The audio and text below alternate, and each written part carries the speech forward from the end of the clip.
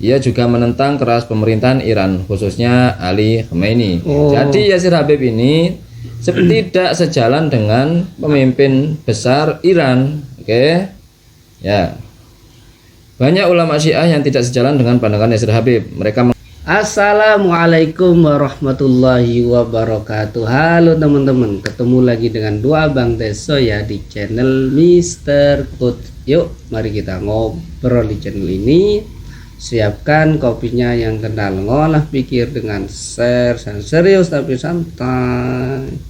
Allah itu maha perkasa ketika mereka ini menghinakan Nabi Muhammad SAW. Syiah Rafidah, Iran terkhusus, karena di situ adalah pusatnya Rafidah. Mereka ini meneraka-nerakakan, mencaci maki Abu Bakar, Umar, Utsman, Aisyah, Hafsah, semua sahabat Muhajirin dan Ansor. Asyhadu anna Aba Bakr wa Umar. Asyhadu anna Aba Bakr wa Umar. Wa Uthman. Wa Uthman. Wa Aisyah wa Hafsah. Wa Aisyah wa Hafsah. Finnar. Finnar. Dan mereka ini tidak segan-segan menghalalkan kita semua Sunni, sehingga apa? Perbuatan mereka di Ardus Syam, terkhusus di Suriah, sudah tercatat di dalam sejarah bahwa penjajahan mereka di Suriah jauh lebih kejam dari penjajahan Israel di Palestina. Jauh, ya. Kalau kalian menganggap karena ada media, ya, karena ada media pembandingan orang-orang terhadap Palestina, tetapi kalau orang Syiah belum ada media. Dulu belum ada media seperti sekarang, yang dimana setiap kepala memegang media di tangannya seperti gadget ini. Dulu tidak ada, teman-teman. Sehingga semua tindakan kejahatan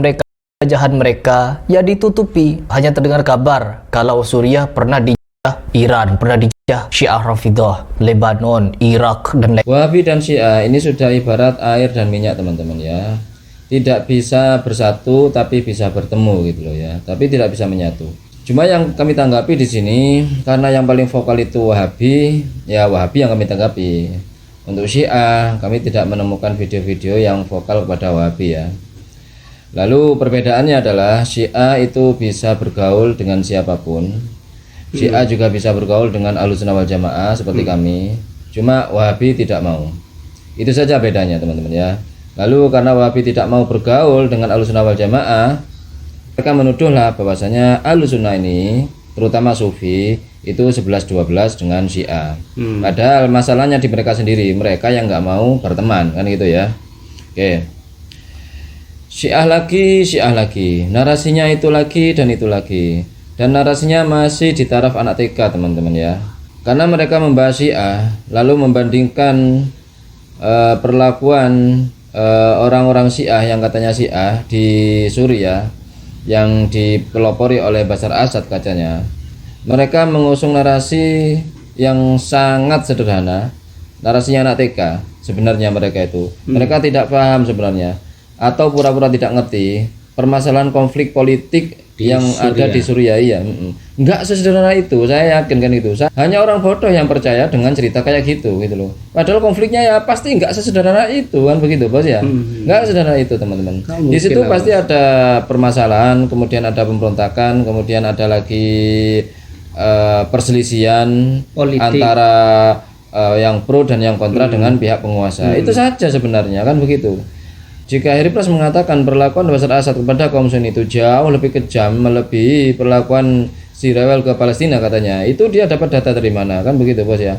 Padahal kaum Sunni atau pemberontak Tauhud yang ada di Suriah itu perlakuannya sama juga. Seperti itu bos ya? Sama kayak gitu loh. Kekejamannya sama kayak gitu, teman-teman ya. Lalu Harry Plus menarasikan juga dulu, karena dulu nggak ada gadget, nggak ada media kayak sekarang yang bebas diakses, maka secara Syiah ini tertutup gitu ya, tertutup.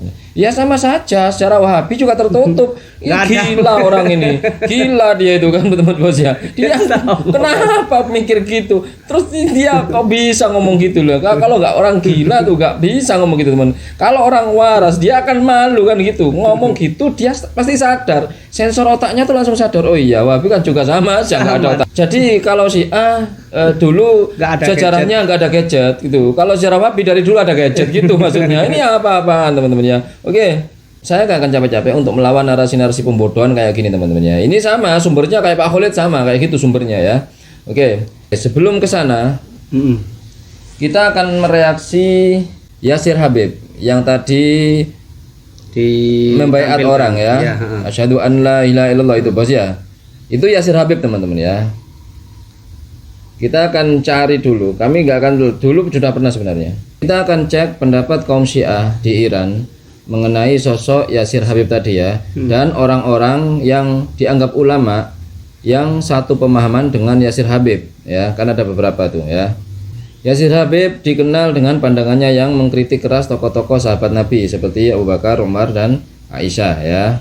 Ia juga menentang keras pemerintahan Iran, khususnya Ali Khamenei. Jadi Yasir Habib ini tidak sejalan dengan pemimpin besar Iran. Oke. Ya. Banyak ulama Syiah yang tidak sejalan dengan pandangan Yasir Habib. Mereka mengecam keras pandangannya dan menganggap sebagai penyimpangan dari ajaran Syiah yang benar. Oke. Ulama seperti Nasir Makarim Shirazi menyebut Yasir Habib sebagai agen bayaran atau orang gila.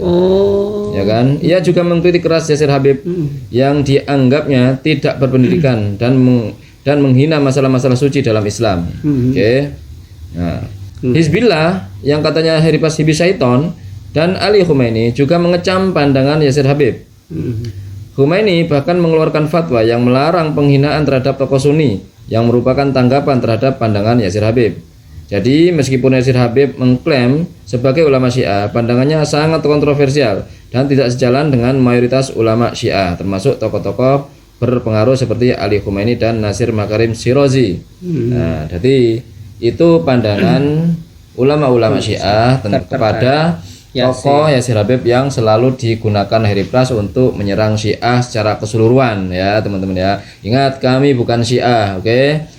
Sebagai orang Islam kita harus berbuat adil dalam menilai teman-teman ya. Kenapa? I'dilu huwa aqrabu littaqwa gitu ya. Jika kalian tidak bisa menilai adil kepada saudara kalian atau kepada selain muslim atau kepada non muslim, maka kita akan makin jauh kepada ketakwaan itu sendiri teman-teman ya.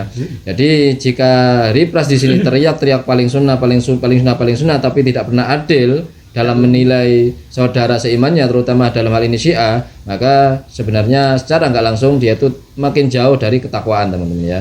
Oke. Lalu bagaimana dengan Syiah sekarang? Syiah itu Syiah termasuk Syiah Imamiyah Itsna Asyara itu sudah diakui sebagai mazhab teman-teman di dunia ini ya. Kita cek datanya. Ini dari situs islamsyiah.com teman-teman ya. Syiah antara fitnah dan fakta. Inilah 14 isu kontroversi tentang Islam Syiah. Kalian bisa baca-baca sendiri teman-teman ya. Kami aja membaca poin-poinnya saja. Ini teman-teman.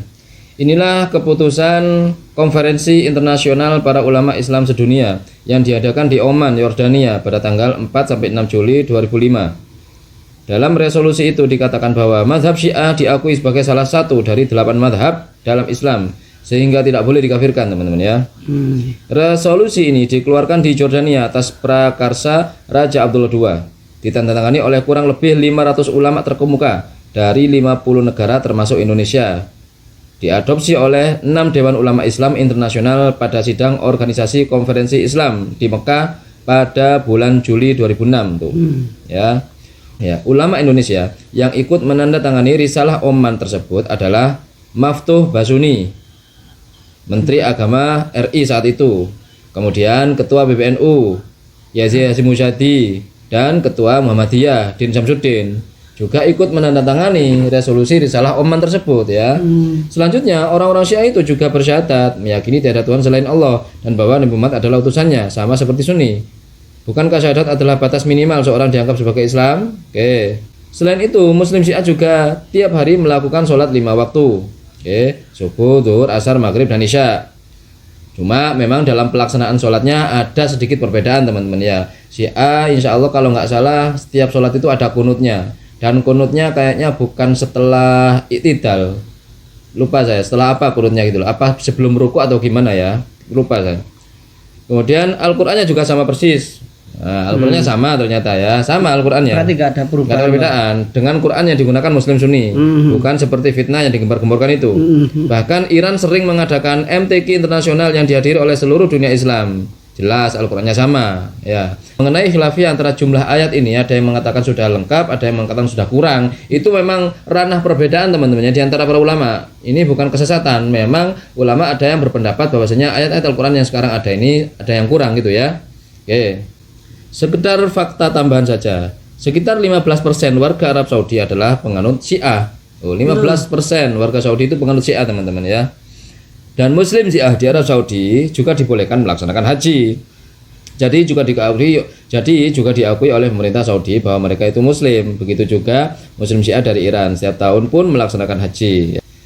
Jadi ini yang ingin kami bantah, teman-teman ya. Nih, kami bacakan judulnya saja, teman-teman ya, dari BBC. Ajaran Syiah menurut MUI tidak dilarang di Indonesia. Oke? Sudah jelas. Apa yang dikatakan Harry Pras gembar-gembor itu semuanya bohong, salah, teman-teman ya. Oke, itu saja untuk hari ini, teman-teman.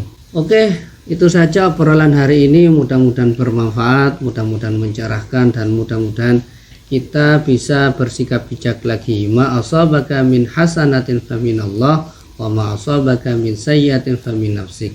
Yang baik-baik semuanya datang dari Allah, yang jelek-jelek datang dari kami. Mohon maaf. Wa akhirul kalam. Assalamualaikum warahmatullahi wabarakatuh. Waalaikumsalam.